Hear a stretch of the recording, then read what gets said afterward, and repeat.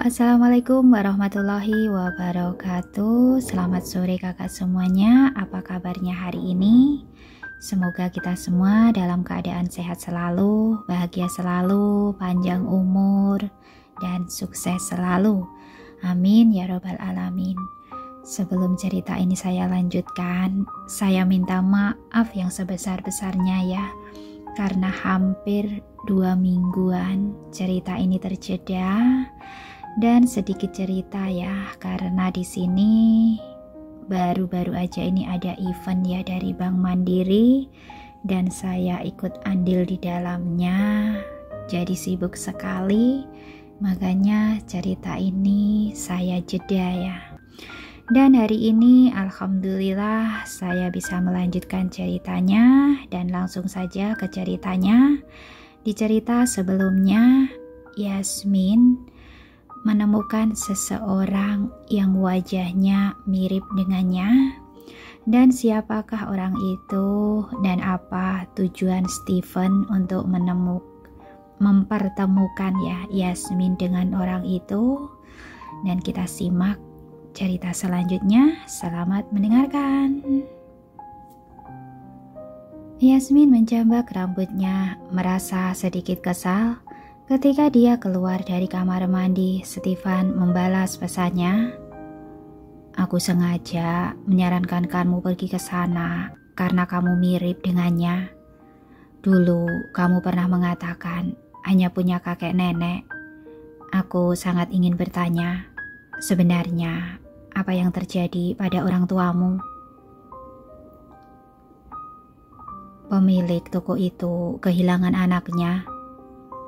Pada titik ini, Yasmin masih belum mengetahui tujuannya, dan itu sungguh bodoh. Tapi maaf, pasti bukan aku. Kakek nenekku mengatakan, aku adalah cucu kandung mereka. Aku percaya mereka tidak mungkin berbohong padaku tanpa alasan. Mungkin ada hal yang sulit mereka katakan, jadi tidak memberitahuku soal orang tuaku. Tapi aku percaya semua perkataan mereka. Steven sangat kecewa saat menerima pesan darinya. Awalnya dia ingin menanyakan beberapa pertanyaan lagi pada Yasmin, tapi perkataan Yasmin membuatnya kehilangan keinginan untuk bertanya lebih jauh. Yasmin tidak tertarik untuk menanyakan urusan keluarga orang lain. Dia hanya mengatakan nanti dia akan mengirimkan hadiah dan berencana untuk menghentikan topik tersebut. Apa kamu tidak akan bertanya kenapa anak itu bisa hilang? Steven tidak menyerah. Urusan orang lain tidak ada hubungannya denganku. Dan di dunia ini banyak orang yang mirip. Kalau tidak percaya, kirim saja fotonya ke Instagram kamu. Kamu akan menyadari terlalu banyak orang yang mirip dengannya dari seluruh dunia. Baik. Setelah obrolan berakhir, Yasmin melupakan masalah tersebut. Tentu saja dia tidak akan meragukan perkataan kakek dan neneknya. Dan dia bisa mengingat kenangan masa kecilnya. Bagaimana bisa dia menjadi anak yang hilang? Kakek neneknya sangat baik padanya. Dia tidak pernah kekurangan kasih sayang keluarga. Dia juga tidak iri pada orang tua orang lain. Saat makan, Jason menelpon. Yasmin teringat Jason sudah berdamai lagi dengan Joanna. Jadi dia mengabaikannya. Jason menelpon belasan kali, tapi Yasmin tidak menjawab satupun. Tidak lama kemudian, Jason mengirim pesan WhatsApp pada Yasmin. Jawab teleponnya. Ada hal penting yang ingin kukatakan padamu. Yasmin tidak akan termakan umpannya. Dia bahkan tidak membuka pesan WhatsApp dari Jason. Tidak bisa menghubungi Yasmin sama sekali. Jason mengirim pesan lain. Kalau kamu tidak ingin aku muncul di pintu kamarmu besok pagi, dan jawab teleponnya. Yasmin meliriknya dan mengabaikannya. Dalam beberapa menit Luna menelpon Yasmin. Yasmin menekan tombol jawab. Dia mendengarnya dengan penuh amarah. Bajingan Jason itu tidak dapat menemukanmu. Jadi dia memintaku untuk menelponmu. Apa kamu bertengkar dengannya lagi? Yasmin sedang makan sup, nada suaranya sangat tenang. Tidak, tolong tanyakan alamat Kevin. Jangan bilang aku yang menanyakannya. Aku akan mengirimkan hadiah kecil untuk kalian. Oke? Luna tidak mengerti mengapa Yasmin mengirimkan hadiah kepada Kevin. Namun dengan sikapnya yang seperti ini terlihat jelas hubungannya dengan Jason tidak baik. Kalau tidak ada urusan lain, aku tutup dulu teleponnya. Aku seharian bekerja, sangat lelah. Yasmin tetap tenang dan mengeluarkan suara menyesap sup.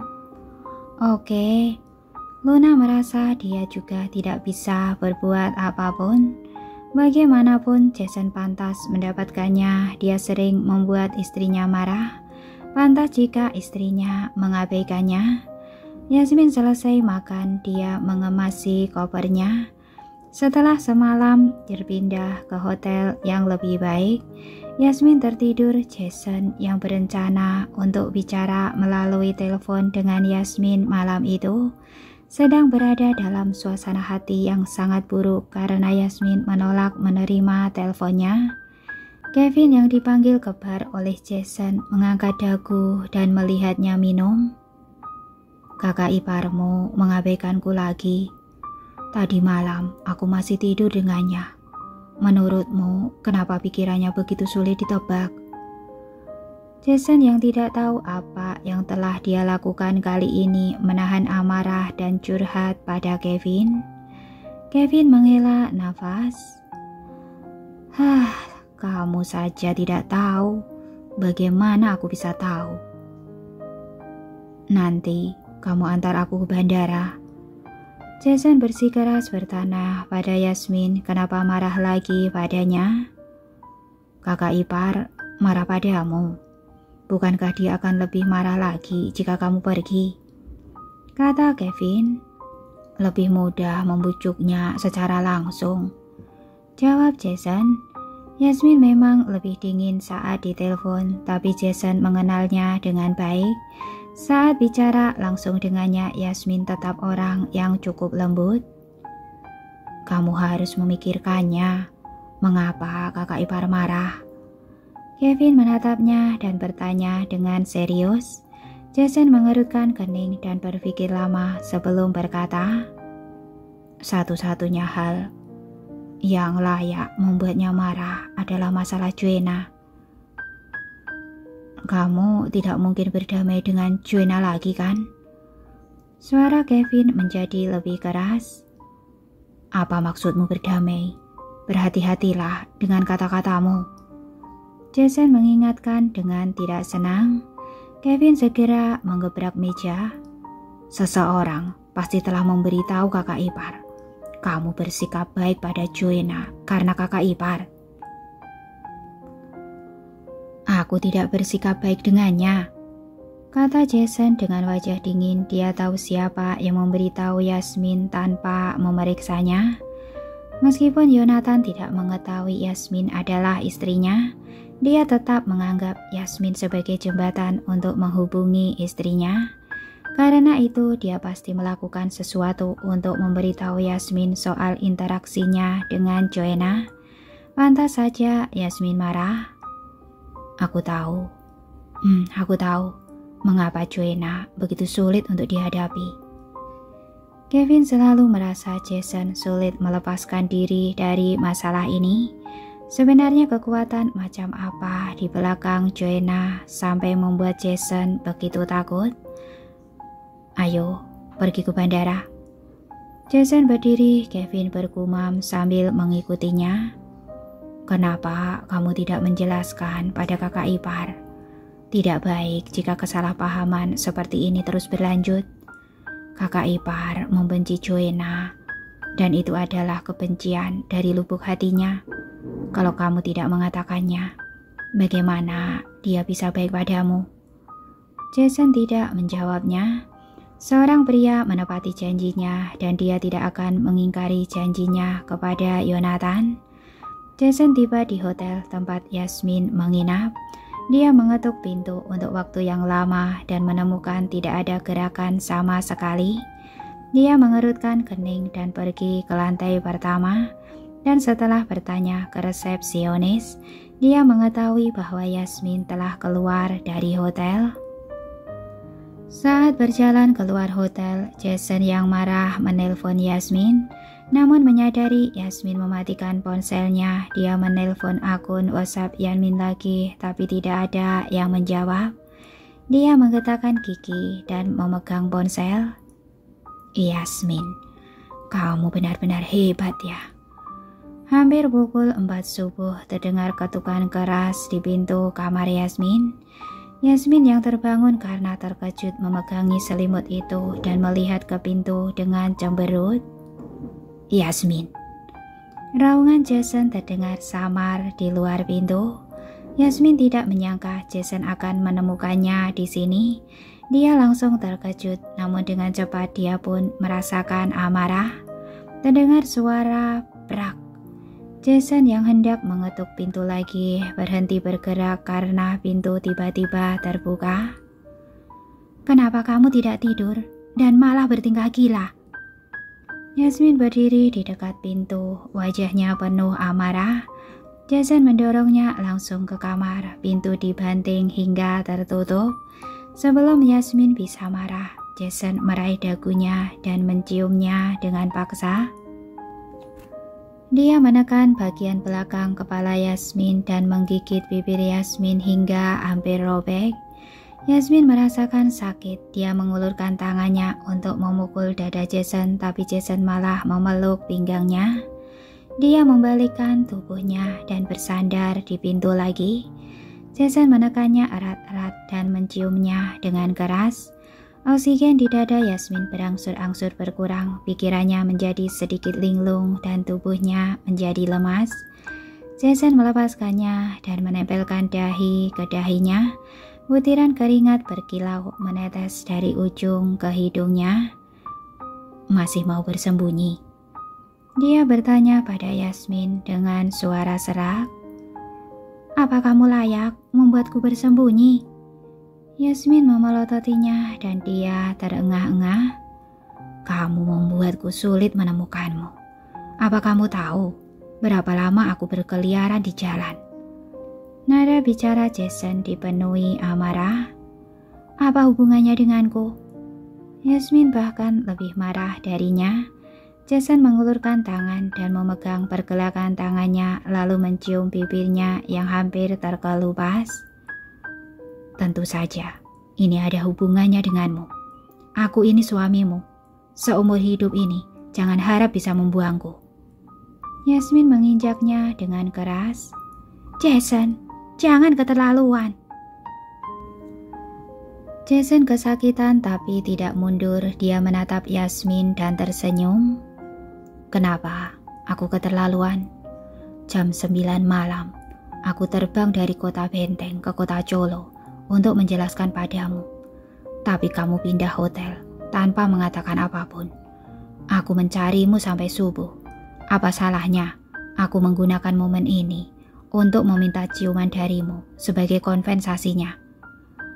Yasmin dalam hati berpikir apa itu ciuman, jelas-jelas akan memakannya. Jason, tidak ada yang bisa dibicarakan di antara kita. Yasmin mengangkat mata dan menatapnya. Mata Jason sedalam kolam yang dingin. Yasmin segera membuang muka. Jason mengangkat tangan dengan lembut mencubit dagunya. Dia menunduk dan melihat rona merah di wajahnya dan bulu matanya yang bergetar. Kalau tidak ada yang bisa dikatakan, maka tidak perlu membicarakannya.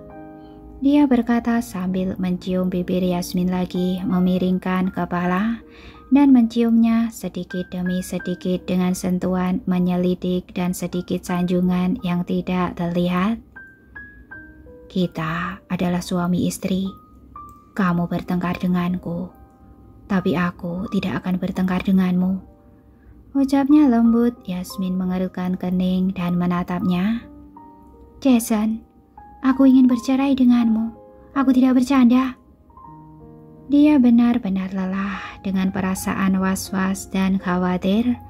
Jason dan Joanna terus-menerus berhubungan. Dia benar-benar sudah tidak punya tenaga untuk mempedulikannya.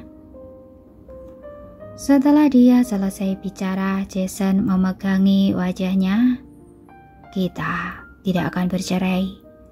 Aku tahu kamu mengabaikanku karena Joanna.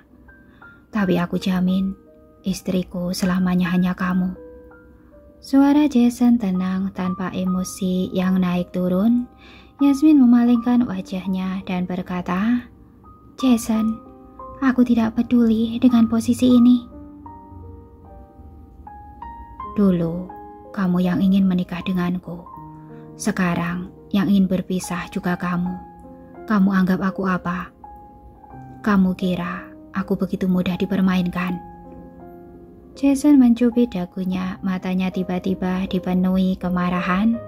Nafas Yasmin menjadi cepat, dia menatap Jason dengan lekat. Aku sudah bilang, aku akan memberimu banyak waktu untuk mempertimbangkannya.